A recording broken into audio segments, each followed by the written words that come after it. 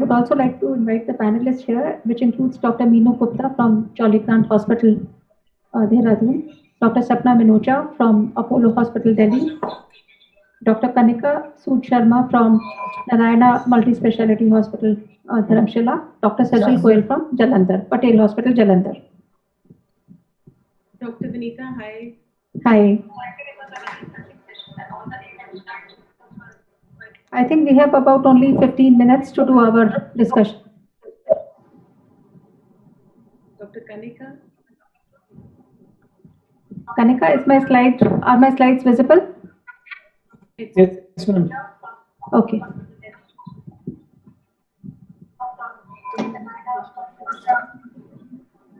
So I think I would like to first discuss the first abstract, which was about prospective phase 1 dose escalation study on pre-op radiosurgery for large brain metastasis. So as we all understand that surgery alone is not adequate even for single brain metastasis, and post-operative whole brain radiation therapy is not preferred due to concerns about neurocognition decline issues. So the standard of care is surgical resection followed by resection cavity SRS. Now, in this study, they have questioned the sequencing of surgery and local radiation therapy because, as a radiation oncologist, we understand that post op SRS is very challenging because there are uncertainties about target volume delineation.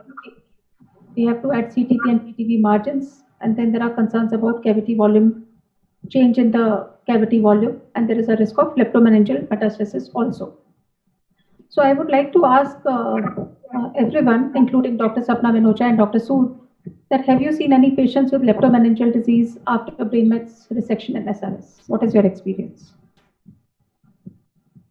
Yes, Dr. Kanika, I have seen one patient with a brain mets resection and SRS, but then the repeated mets are coming in.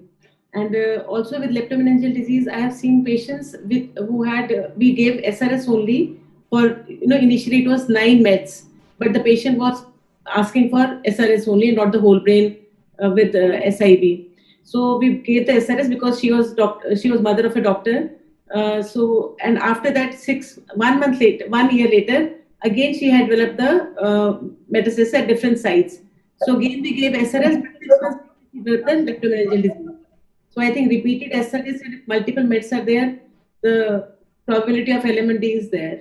No, the point here is different. These metastases, leptomeningeal metastases, were because of disease biology. Yeah. And here our concern is that patients who undergo resection first and then followed by SRS, we see more leptomeningeal disease. So have you seen that or anyone else? Dr. Huku, sir, would you like to comment on that? I have not really seen that. So in my experience, I have not seen that. Yes, Dr. Kanika. Ma'am, my experience has been similar to Dr. Sapna. Lately, a patient did develop leptomeningeal mets, but it was also accompanied with a distant brain metastasis in the opposite cerebral hemisphere. That was around 4 months after treatment. Maybe because for the last 1.5 years, our concluding guidelines have become more systematic. We are including the meningeal reflections close to the cavity and the sinuses. Probably that may be the reason that we are getting less. But if you see the literature, it is the whole brain radiation which is the only sacrosanct way to protect from leptomeningeal metastasis. Biology definitely has an impact, and also the histology, the primary effects, and the systemic disease. And the important another thing is what systemic therapy patient is likely to receive. That is also going to impact the leptomeningeal metastasis apart from our radiation. So in my own personal experience, I have seen 2 patients. One was a patient of CA ovary and the second was a patient of triple negative breast cancer. Both of them, they had solitary brain metastases which were resected. They were largish. One had an infratentorial location also. And both these patients in the due course of time of about 6 to 8 months developed leptomeningeal disease. But that leptomeningeal disease was also not diffuse. It was confined only in the same side of the brain. Both the patients had right-sided lesion. So I think you're right that after incorporating the consensus guidelines into our practice and giving adequate margin to the meninges, the incidence does seem to have come down, but the risk is still, as reported in the literature, about 10 to 30%. Whole brain radiation therapy is one solution, but this study is offering you another solution. This says if you give preoperative SRS followed by surgery, then the incidence is far less. So do you think you are likely to change your practice based on this study? And do you think that our neurosurgical community is going to be acceptable for this? Neurosurgeons, otherwise also they are first for surgery, it's difficult for them to convince. But definitely if it is a phase 1, it's a Yes. phase 1. So I think still we have to go ahead. And this study is itself promising, but because and plus, there was one in this paper, in the study that if we give a pre-op SRS, we send a patient for GTR. Suppose the neurosurgeon is not able to perform the gross tumor resection, and they are, because of the surgical this thing, they are able to do subtotal resection. So what next? Whether we have to go on for post-op SRS or we have to just observe, because initial dose was less as compared to the SRS recommended dose. Okay. So I think ma'am, it is a lucrative option unless the patient has a midline shift and needs an urgent surgery. I think it is Physiological decompression. to escalate those, because once we are doing it post-op, our cavity is so huge, we tend to reduce our doses in order to achieve a good plan and save our OR. So I think it gives us an opportunity to escalate the dose. I floated the idea in my MDT. It did not go in well, but the concerns came from medical oncology. They were like, if it's a breast patient, you're likely to alter the maybe the ERPR status. We would want a histology prior to your delivery of radiation. So I think it is not just the neurosurgeon, we were also questioned from the medical oncology. Although we will get the histopathology tissues, but they raise their concerns with regard to the hormonal status, which they felt might change. So just last 2 points from my side, and then we will go to the next abstract. One is that our neurosurgeons were also reluctant, but recently when our patients had leptomeningeal metastasis, now at least they are considering it. They are at least thinking about it. It is not easy to change practice in any case. Secondly, while this is the only phase 1 study, this is not a level 2 or level 1 evidence. There are enough retrospective studies which have used preoperative SRS, and the randomized trial is still going on. So I think it's a good food for thought, and maybe in times to come we will have the better answer. So I think we will quickly shift to the next study. We had multiple studies which were discussing about preservation of neurocognitive function with hippocampal avoidance with or without memantine. We all have realized that even when we can give a limited life to our patients, even in stage 4, quality of life is an important endpoint. And with the technological availability now, we can do it. We are able to spare hippocampus and we are able to preserve their neurocognition, as has been shown clearly by this first study, which showed that patients who were receiving hippocampal avoidance as well as memantine had a much higher rate of preservation of neurocognition failure. So my question to everyone, including Dr. Meenu, Dr. Sajal, that radiation, whole brain radiation, which was no-brainer, has become more technical now. You want to do SIP, you want to simultaneously give higher dose to the metastasis, you want to spare the hippocampus, do scalp sparing. So what do you do in your practice? Ma'am, if we have a patient of oligometastasis who is non-small cell, and he's having a brain metastasis which is actually lying more than 5 millimeters outside of the hippocampus, Right. and we are expecting a survival of around 4 to 6 months, and he is a relatively good PS and intending to come for follow-ups, so we definitely go for hippocampal avoidance whole brain radiotherapy.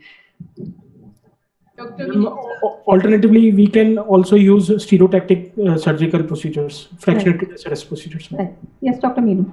Yes, actually, we have started a project on this hippocampus sparing, but frankly, the selection criteria and number of patients reporting to our OPDs, they were very few, because as we discussed previous slides also, because most of the patients, they were having metastatic primaries also and multiple brain mets also. Selection criteria is very important. Although we have some pick and choose of patient, definitely if they are in this criteria, well controlled primary, the site of the lesion not near the eloquent area, how much from the hippocampus and all that. No, the trend is because the quality of life and learning and these skills, they were the leftover for some point of time. And where there is a good histology and survival is good, at least we can think of the better quality of life, because our the scenario, the lifestyle, the patient thinking and everything has been changed, and quality of life is a perspective which should not be ignored. If all the criteria are there, we should consider for this hippocampus. So I take your point well that selection criteria is very important and it should not be offered to all. But then it requires doing rapid art based or volumetric therapy, IMRT, which takes away a lot of your departmental resource. So in case you're short of resources, will you consider using Mementin and have you been using it? Previous slides we also discussed like clinic based and Mementin, yes, RTOG, we discussed this protocol RTOG 614 and where they were using whole brain radiation and hippocampus with the Mementin also. These are the things to be discussed and we have to participate actually.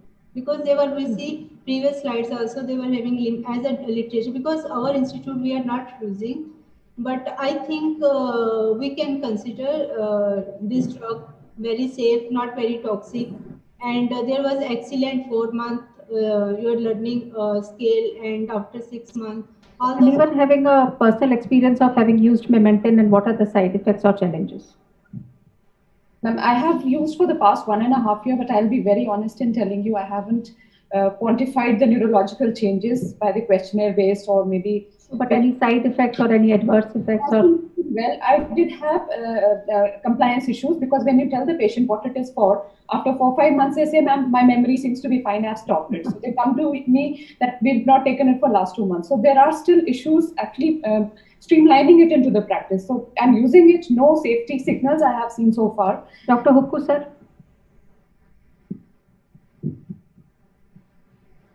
All this is important to discuss when we are actually recording the neurocognitive function. You know, we are using drugs, we are using radiation protection, but I don't think that any one of the institution, only Jalali is presenting that one study which he did. After that, he did not do anything. He's still presenting that for many, many years, the same study. So first, we should have a habit of recording neurocognitive functions. It's a difficult situation. You have to have a separate person who is an expert in that, and then we should discuss. Yes, but on the other hand, if we have options, we should try and use them. Can I make a point, ma'am? Yeah, Yes, Dr. sure, Neetu, please. yes, I am totally agree with Dr. Neetu.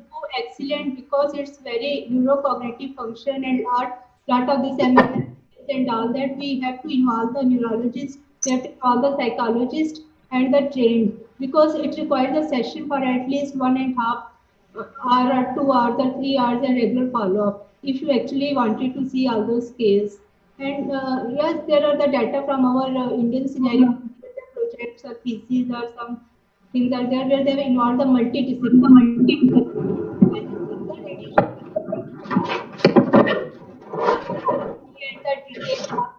This is actually not possible with our teamwork. Actually, we have all the other specialties also. So it's a wide scale where the projects are there. Dr. And can Sachin, I quick make point. yes, Quick yes. point. Since we are talking of neurocognitive functional deterioration, so do you think that radiation is the only modality which is actually causing this? So when you see the patient as a whole, so there are various other factors. Brain tumor in itself is actually causing neurocognitive dysfunction. Then you are using some of them are using prophylactic anticonvulsants, benzodiazepines, opioids, chemotherapies, Absolutely. and craniotomies. So, ma'am, if we see the data, so the 30 grade 10 fractions actually doesn't lead to neurocognition function deterioration.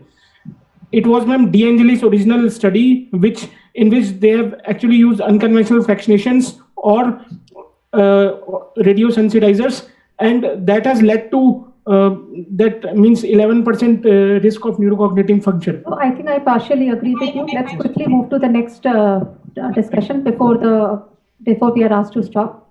So Yes, at one point, if we are talking about the pediatric patient for the prophylactic radiation, then we have to consider these small things, because they will mean a lot. yes, absolutely, I agree with you. So the next important study was the RTOG 0631, much awaited trial results. All of us have read the trial schema and have incorporated it in our practice. It has shown that while SBRT is safe and feasible, there is no difference in efficacy. So my question is that what are your possible explanations for negative results, and how will you consult the patients in the OPD for SBRT? Dr. Sapna? Yes. Only, how we counsel is that suppose there is only localized spinal mets, like solitary spinal mets, then I think SBRT we can counsel them easily. because it's expensive treatment, and plus we have to see there should be 3 to 5 mm distance So, from the. Dr. Sapna, the question is that after the negative results of RTOG 0631, which has not shown any difference in the pain control, how will you counsel now? What will you tell the patients? No, that is there, but only thing is that the bone marrow, because in the normal it is we have to cover the 2 spines, this thing, above and below, and plus patient has to go on for chemotherapy. What is the general condition of the patient? So all these things, and suppose patient wants early treatment, that is also one of the criteria. Sometimes patient doesn't want to come, and because of the pain and this thing. So we can explain both the options. We should explain both the options. Plus the cost is the major constraint. Absolutely. And the hematological toxicities with this thing.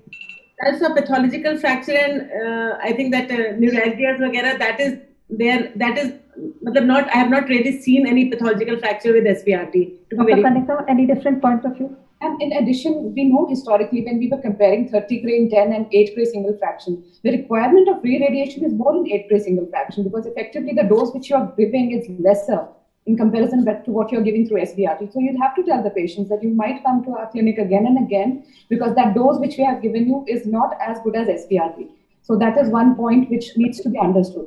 And in this particular study, they did allow painkillers also. I am very interested to know that how, if we removed painkiller as a confounding factor, did SBRT fare in comparison to our 8 gray single fraction? And histology wise, what was the difference? Like I would encourage SBRT in the radio-resistant tumors where we want to give higher BED doses. That is how I would want to talk to my patient. Can I make a point, ma'am? Yes, Dr. Sachin. Ma'am, so when we are actually treating with SBRTs, so normally the spine is actually getting spared. See, we are not covering the spinal cord as a whole. So if you see the pain pathway, it is through actually spinothalamic tract, which normally passes through the spinal cord. So when we are giving the treatment by stereotactic treatments, we are just concentrating on the METs part of the where the metastasis is located. So the spine is actually getting spared. And when we are giving it with 3D CRT, we are actually contouring that organ as a whole. And that includes cord as well, cord inside that. So that is one of the reasons, maybe because the pain You are can basically questioning the basic premise of spine SBRT. But I think there is enough evidence, even these patients, when they got spine SBRT, they did have pain relief. It is not that they did not have pain relief. I would want Dr. Huku or Dr. Kataria to make a comment on this, please. You see, in my experience, the SBRT to spine is very, very effective method of pain control. Yes. Now, you cannot achieve that in 100% patients. And those 10 or 15% patients who do not have a proper pain control, probably we are missing the cause which is producing the pain. We are not covering, there is not adequate dose going to that in order to protect the neural structures. But wherever it is possible, I would prefer this because in my experience, any center which is using SBRT, whether it is CyberKnife or it is Tomo or it is Linac, maximum number of cases are of bone metastasis. And why the maximum number of cases of bone metastasis? Because it is a very, very effective method of pain control. Right. That is my experience. So I think all of us personally think that Make a point, Vinita. I think we will go to the last discussion because I have an instruction from organizers to stop. Hello, can I make a point? Yes, please. Please go ahead. Hello. Yes, please go ahead. Yeah, we are all talking about pain control, but one should not forget it's a patient is metastatic. Leave financial things aside. We reduce the hospital visits. Yes. That's quite sometime important for the patient. Absolutely. Yes. Getting the patient home, to the hospital and going back. Here we are finishing in 1 or 3 fractions. There the patient has to come for 2 weeks. Sometimes. So time management is also very important. So point well taken, Dr. Shikha, and we'll go to the last abstract discussion, which is about RTOG 9802. We all know that the results of this trial gave us a clear indication that high-risk low-grade gliomas benefit with the use of radiation and PC. But majority of us actually practice temozolomide and not PCV. So this was a question which came from Dr. Kataria as to what is the evidence for using temozolomide in high-risk low-grade glioma. Maybe Dr. Kanika, would you like to answer this? So, ma'am, as you rightly said, despite the quantum of benefit being shown so wide in this 9802, the practice across India has been more towards temozolomide. And we've repeatedly discussed in our ISNO meetings also the reasons for so. So the practicality of delivery and the side effects have been the forbidding factor, by virtue of which even our medical oncology colleagues prefer to give temozolomide. But talking of evidence, NCCN does say it is a category 2 guideline that you can use it. But I think we have to look out towards the Cordal trial, the most awaited one, which will give you the black and white of our usage of temozolomide. But so far, I think 80% to 90% of the practice across country is temozolomide irrespective. Although some guidelines do say you can take the MGMT methylation as a basis to decide between the two regimens. So I think this clarifies the point quite clearly. And I have two comments from my side on this study. One is that we were so far saying that IDH mutation or 1p19q co-deletion is only for prognosis. Now the subset analysis has shown that it also has a predictive value, whereby it is predicting a better response to PCV if the IDH mutation or co-deletion is present. But this also leaves us with a very big question mark regarding management of IDH wild-type gliomas, which we all know behave almost like GBMs. So we actually do not know at this time point how to manage them best, and probably because we have been treating GBMs, so-called histopathologically proven GBMs with radiation and temozolomide, the same practice is likely to continue for wild-type gliomas also. I have an instruction from Dr. Neeraj to conclude the session. So I would not take up the next abstract and would like to close the session now. Thank you so much, everyone, for your participation. And thank you, Dr. Neeraj and team, for giving me this opportunity. Thank you. Happy Independence Day. Thank you, ma'am. Happy Independence Day. Happy Independence Day. Thank you.